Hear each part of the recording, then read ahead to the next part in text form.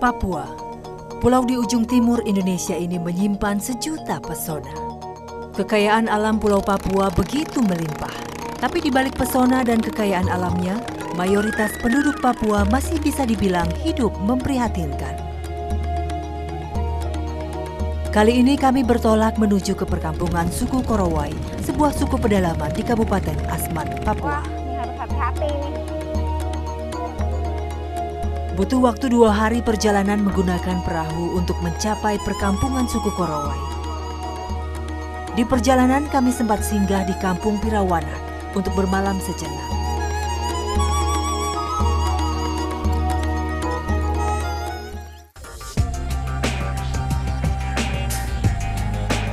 Ya pemirsa, akhirnya kita harus melanjutkan perjalanan ke Korowai. Memang semalam kita sempat menginap 1 malam di Pirawanak di sini. Tadi sempat juga belajar dengan anak-anak. Luar biasa, semangat belajar mereka sangat tinggi.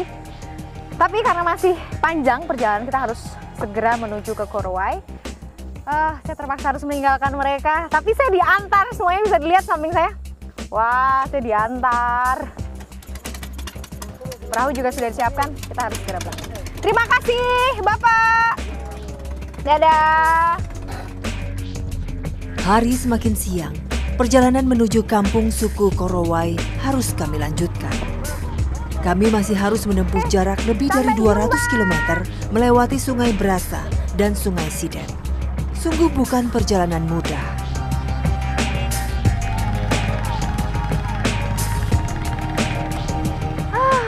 Sedih rasanya. Tapi masih jauh tujuan kita. Masih 1 hari lagi pemirsa. Pemandangan yang sama kembali kami temui. Sepanjang mata memandang, hamparan hutan tropis yang lebat seolah menjadi pagar pembatas Sungai Brasa yang memiliki lebar mencapai lebih dari 100 meter. Kawanan burung sesekali menjadi pemandangan menawan yang mengurangi rasa bosan kami. Waktu berjalan terasa sangat lambat. Inilah tantangan yang harus kami lewati. Nah pemirsa, karena perjalanan masih jauh dan di antara kami ada yang kebelet alias mau buang air besar dan juga buang air kecil, kita harus merapat dulu di pinggir sungai ya. Siapa tahu ada dataran yang agak legaan gitu ya, kita istirahat sebentar karena memang nggak mungkin langsung ke air karena di sini juga ada buayanya ternyata. Jadi kita cari dataran dulu ya. Udah kebelet.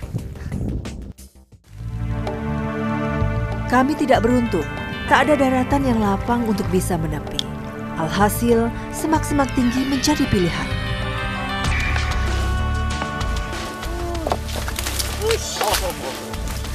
Aduh, susahnya ternyata. Pohonnya ini rapuh. Nggak bisa dipegang.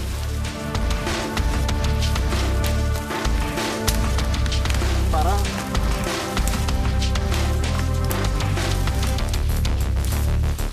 Repotnya kalau mau buang air kecil aja ya kayak gini nih. Aduh.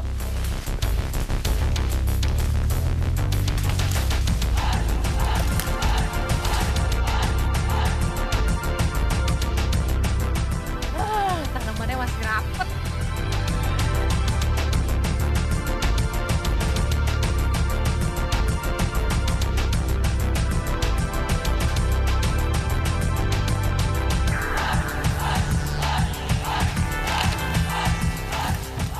Akhirnya lega juga pemirsa.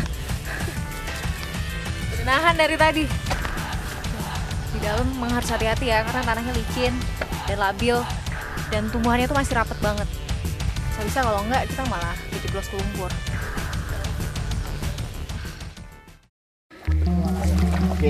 Karakter hutan tropis yang berada di tepi sungai memang beragam. Tidak hanya pohon-pohon besar yang tumbuh di sini. Semak belukar tinggi dan rapat juga menjadi vegetasi khas hutan tropis. Tanah gambut yang labil juga menjadi tantangan yang harus dilalui. Om Merat, di sini tuh kabarnya emang ada buaya ya? Ini di kali panjang ini banyak buaya sampai di Asmat lautan sana. Serius Om? Serius ini. Itu buayanya besar kecil, buaya muara gitu ya? Iya. Buaya muara itu besar-besar, tapi kalau buaya darat itu agak kecil. Ada yang besar. Tapi jahat juga. Dan masyarakat biasa mau mencari ikan ke bawah, kedapatan, mereka turun bawa tali, terus ikat atau panah di bawah baru mereka tarik ke atas. Banyak orang yang tarik. Oh gitu, buayanya ya? Iya, buayanya. Terus buayanya itu buat apa sama masyarakat? Buayanya itu dagingnya untuk dimakan begitu. Untuk dimakan? Iya, dimakan. Waduh, jadi ngeri juga ya kali berasa ini ya? Iya, dagingnya enak sekali. Tidak berselang lama, saat kami akan menghidupkan mesin, ternyata mesin perahu kami mati total. Perasaan saya semakin cemas, karena perjalanan masih sangat jauh, dan bagaimana jadinya jika kami harus terjebak di tengah sungai tanpa ada perahu lain yang melintas. Mesinnya macet, jadi mesti dipanasin dulu nih. Duh, mudah-mudahan lancar ya. Kalau lama, bisa lama lagi nih perjalanan sampai ke Korowai kan? Setengah jam lamanya kami terus berkutat dengan mesin ketinting yang belum juga menyala. Saya sudah putus asa. Jika mesin tak bisa menyala, jalan satu-satunya adalah terus mendayung sampai menemukan perahu lain yang melintas.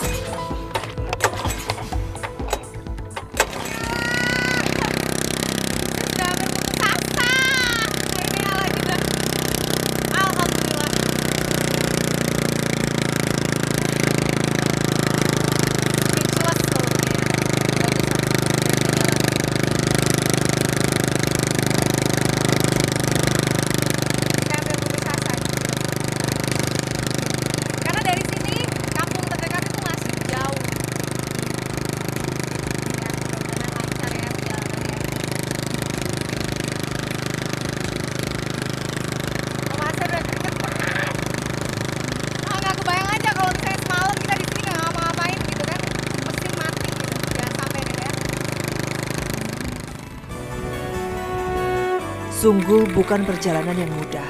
Tenaga sudah mulai terkuras. Keadaan mesin juga sedang tidak prima.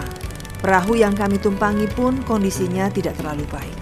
Sepanjang perjalanan, kami harus mengeluarkan air yang masuk ke perahu untuk menjaga perahu agar tidak karam.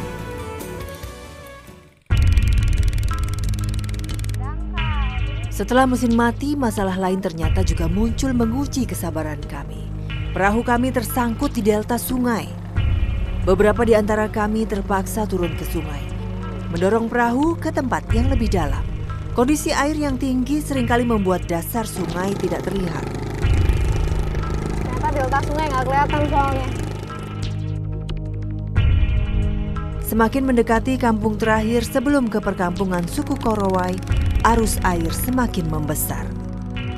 Batang-batang pohon besar tampak tumbang di tengah badan sungai. Hari pun semakin gelap. Saat matahari mulai turun ke peraduan, Kampung Mabul, kampung terakhir yang menjadi tempat singgah kami, mulai terlihat. Warga kampung yang sedang mandi di pinggir sungai pun membantu perahu kami merapat.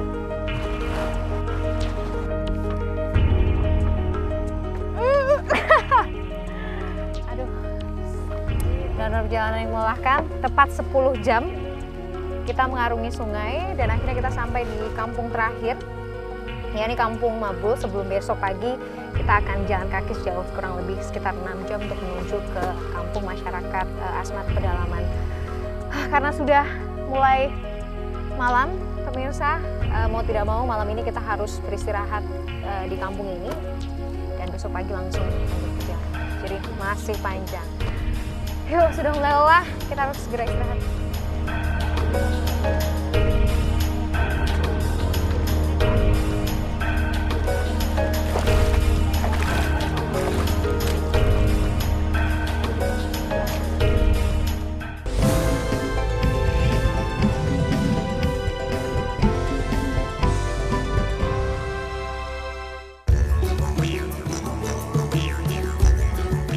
Kampung Mabul di Kabupaten Asmat ini menjadi kampung persinggahan terakhir sebelum kami menuju ke perkampungan suku Korowai.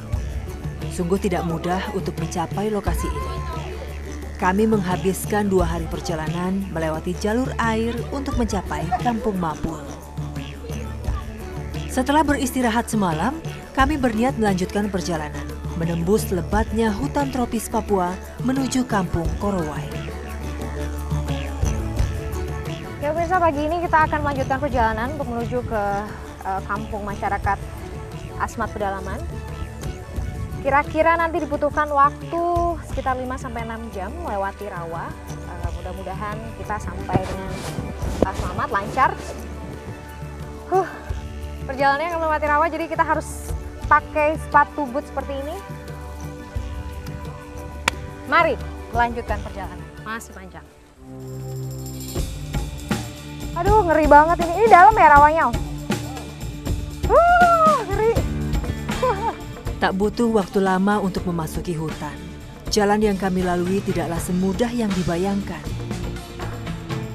Kami harus melalui puluhan batang pohon yang tumbang sebagai jalur utama. Banyaknya rawa dan anak sungai membuat medan yang harus kami lalui terasa lebih berat. Dan ternyata tidak mudah untuk melewati batang pohon ini. Batang pohon yang licin sehabis hujan membuat saya kerap terjatuh. Susah banget. Benar-benar lewatin rawa dan kita harus nyari pijakan yang ada kayunya. Kalau enggak, kita bisa kejebur. Gila medannya.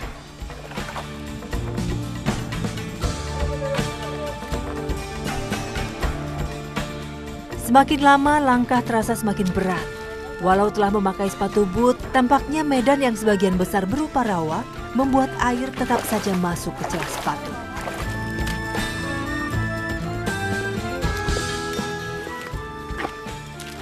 Basah.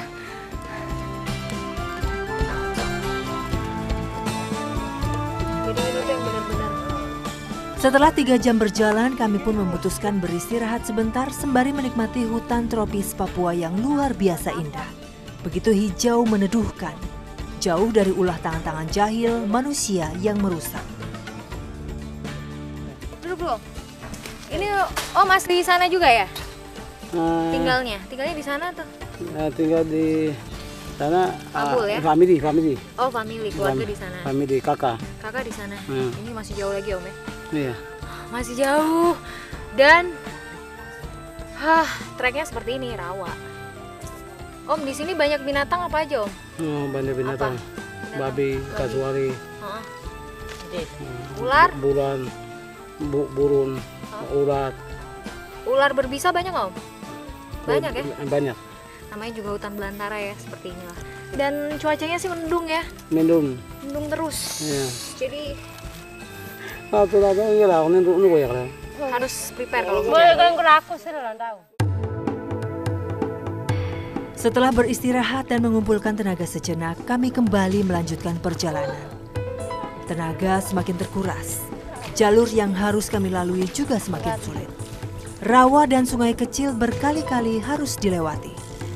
Langkah semakin berat. Keringat terus mengucur deras. Sungguh perjalanan yang sangat melelahkan.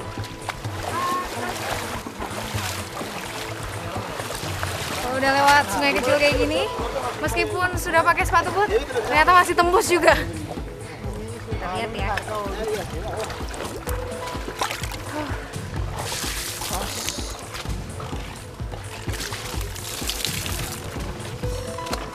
Bentar ya Om ya, saya berhenti dulu. Tak berselang lama, kami menemukan bivak kecil yang biasa dijadikan tempat beristirahat bagi suku Korowai. Disinilah kami beristirahat sebentar sambil memulihkan tenaga. Walaupun ya medannya tidak ada tanjakan atau turunan, tapi beberapa kali dan sering kita lewat kali kecil maupun rawa. Dan di situ biasanya ular gitu banyak. Tapi sejauh ini aman. Mudah-mudahan nanti sampai di suku Korowainya yang rumah pohonnya lancar. Setengah perjalanan lagi lah ya. Capek.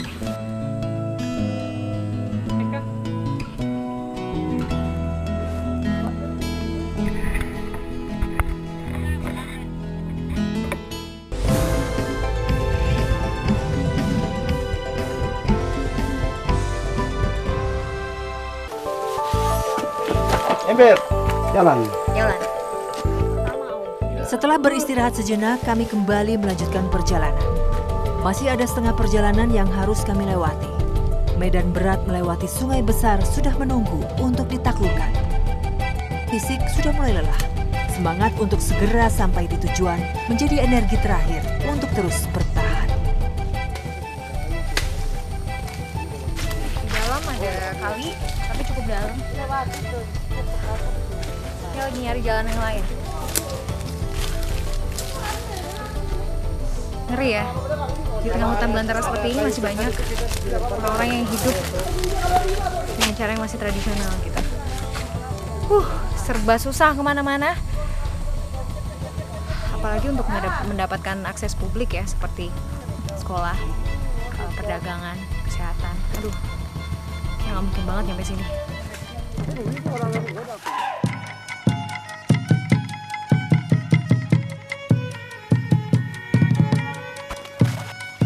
Kali ini tantangan terberat harus dihadapi. Kami harus melewati sebuah sungai berarus deras.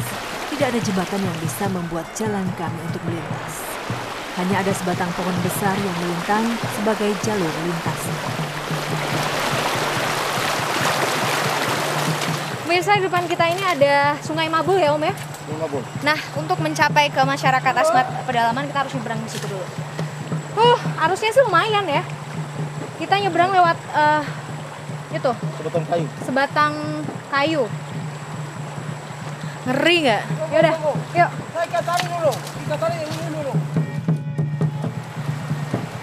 Menegangkan, Sungai Mabul yang kami lalui ini berarus cukup deras.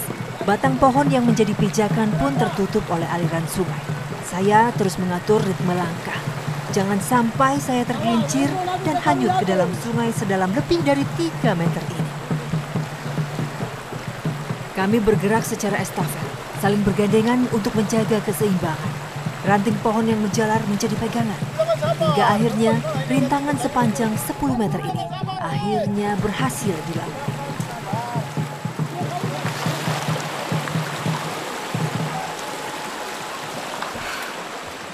Aduh, tegang. Speechless, saya nggak bisa ngomong apa-apa lagi. Harusnya kuat. Dan ternyata sungai ini cukup dalam.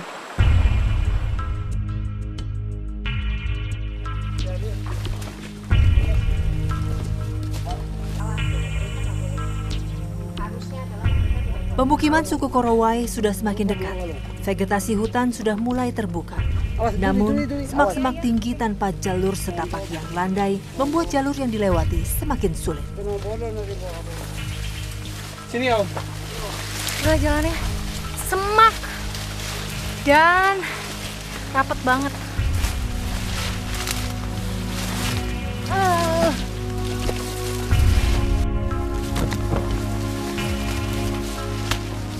Lima setengah jam lebih menembus belantara Papua Tengah. Akhirnya rumah tinggi sudah terlihat. Kelelahan kami pun terbayar. Kami tiba di perkampungan suku Korowai di dusun Haligatun.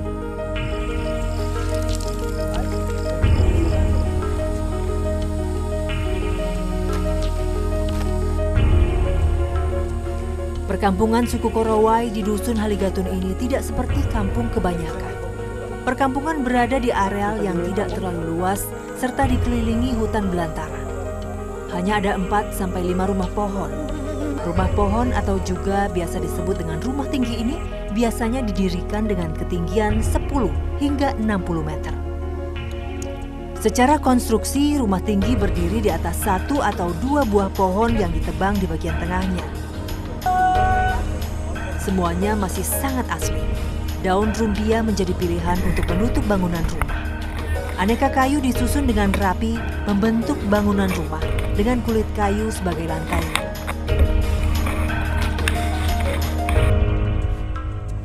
Ya pemirsa, biasanya rumah tinggi atau rumah pohon ini terbagi dalam 3 ruangan. 2 ruangan itu untuk penghuninya, dipisahkan perempuan dan laki-laki, 1 ruangan untuk memasak bersama.